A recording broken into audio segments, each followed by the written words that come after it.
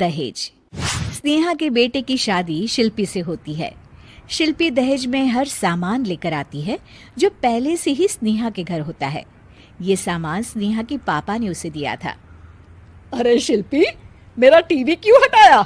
क्यों हटाया मतलब? अरे बड़ा और अपडेटेड टीवी है ये। स्नेहा को गुस्सा आता है और वो शिल्पी के बड़े टीवी के बगल में अपने पुराने जमाने का टीवी भी रख देती है। बड़ी आई अपडेटेड वाला। अरे बहुत सारी तेरी जैसी बहुओं को जानती हूँ मैं, जो घर से लाए सामान का रौब दिखाती है। ये ना समझ के हम भिखारी हैं। देख ले, हमारे पास भी टीवी है। ओहो, जो करना है वो करो। कोई मेहमान आएगा तो हंसेगा कि एक ही जगह दो दो टीवी। हंसने दे, दुनिया भी तो देखे कि सिर्फ तू नहीं, मैं भी दहेज लेकर आई थी। अब यही हाल हर सामान का हो जाता है। ड्राइंग रूम में एक साथ 2 तरह के सोफे रखे होते हैं, एक नया आलीशान तो एक पुराना लकड़ी का। शिल्पी स्नेहा की इस आदत से काफी दुखी हो जाती है। एक टीवी पर रामायण चलती है तो बगल की टीवी में फिल्मी गाने, किसी को किसी की आवाज भी सुनाई ना पड़े वैसे। घर के दूसरे सदस्य भी सास बहू की इस आदत से परेशान हो जाते हैं। एक दिन स्नेहा की बहन उसके घर आती है और घर का नज़ारा देखकर हैरान हो जाती है। कहीं पुरानी फ्रिज के बगल में, कहीं नई फ्रिज, तो कूलर के ठीक ऊपर एसी। अरे स्नेहा, ये तूने घर की क्या हालत बना रखी है? बहू रानी, तू तो नए जमाने की लड़की है, फिर घर को कबाड़ी बाजार सा कैसे सजा रखा है? नया फैशन है क्या? देखिए ना मौसी, माँ जी अपना पुराना सामान निकालना ही नहीं चाहती। वो सोचती है कि उनका ही सामान घर में रहेगा। अरे बहन, तू इस मामले में ना बोल तो ही अच्छा है।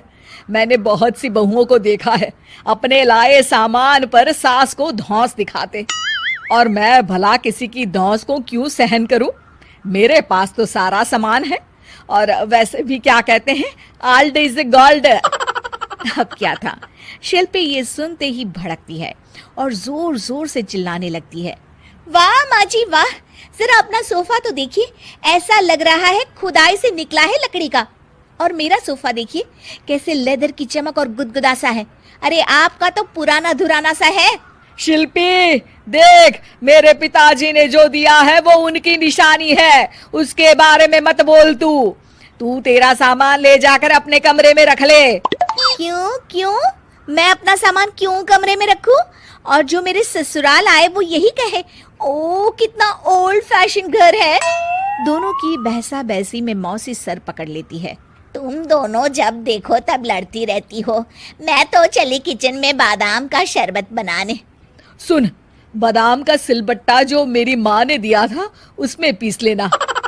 तो शिल्पी बोल पड़ती है, मौसी कसम है आपको, आप मेरे पापा की दी मिक्सी में ही बादाम पीसिएगा।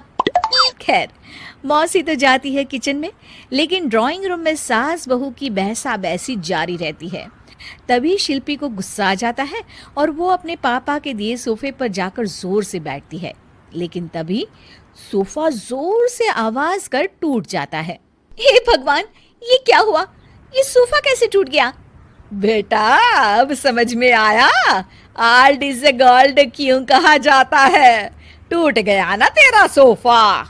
तभी किचन से जोर से आवाज आती है और मौसी काली पीली होकर किचन से बाहर निकलती हैं। शिल्पी, तुम्हारी कसम के चक्कर में मैंने बादाम के लिए मिक्सी का उपयोग किया था, लेकिन जैसे ही प्लग ऑन किया, अरे मेरा ये हाल हो गया। और भरोसा करो आजकल की चीजों पर। मैंने तो कहा था तुझसे, माँ की सिलबट्टे पर बादाम को पीसती तो तेरा ये हाल ना होता और स्वाद का स्वाद बरकरार रहता। अरे जब सब चीजें घर में थी तो क्या जरूरत थी तेरे पापा को सामान देने की। वैसे भी बहू, आजकल दहेज वही मांगता है जिनकी खुद की काबिलियत नहीं होती। आप ठीक कह रही हैं माँ जी। मेरे लिए ये सौभाग्य की बात थी कि आप लोगों ने पापा से कोई डिमांड नहीं की थी, लेकिन मैं आपको समझ ही नहीं पाई। मुझे माफ करिए।